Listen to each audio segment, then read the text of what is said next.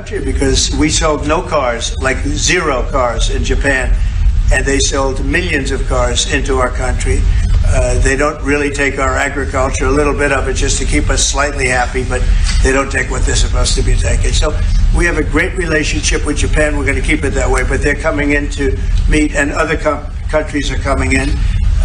With China, as you know, against my statement, they put a 34% tariff on above what their ridiculous tariffs were already.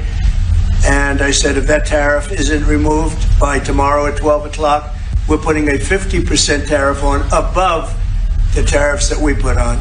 So they've gone for years. They've become a rich country because of people, again, that were in the White House that allowed this to happen. Hundreds of billions of dollars a year they'd make on us on trade, and it shouldn't be that way. And I have a great relationship with President Xi. I hope it's going to stay that way. I have great respect for China, but they can't do this. We're going to have one shot at this, and no other president's going to do this, what I'm doing.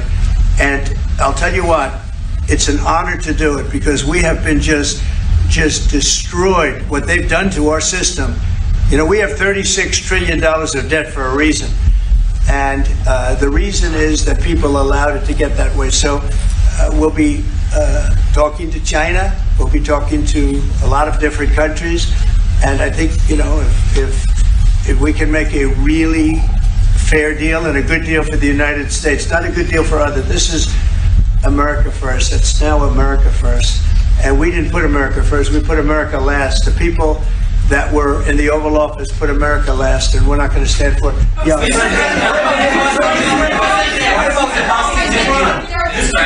Go ahead. Represent the U.S. in the talks to the Go ahead.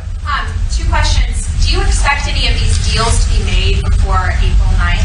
And secondly, there have been some mixed messages from your administration. You're talking about negotiations, and yet others in your administration are saying that these tariffs are actually permanent.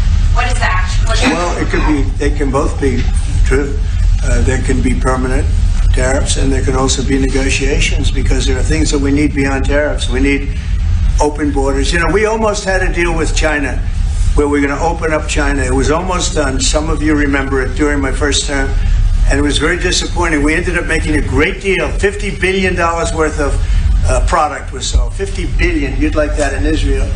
And I made that deal, but it wasn't the deal that I wanted. It was the deal that I wanted was that, plus they were going to open up China so that our companies could go into China and compete with other countries and China for the, you know, for a large number of people. And at the very end, that deal was terminated, and we went to a piece of the deal. And there are a lot of things outside of tariffs, but tariffs are very important. But there are a lot of things like opening up countries that were totally closed. China is essentially a closed country. In fact, it is a closed country. And what they do is they charge tariffs so that if you sell cars or if you sell anything, nobody's going to buy it because the price is out of control. But that's true with a lot of other countries also. So we're going to get fair deals and good deals with every country. And if we don't, we're going to have nothing to do with them. They're not going to be allowed to participate in the United States. Mr. President,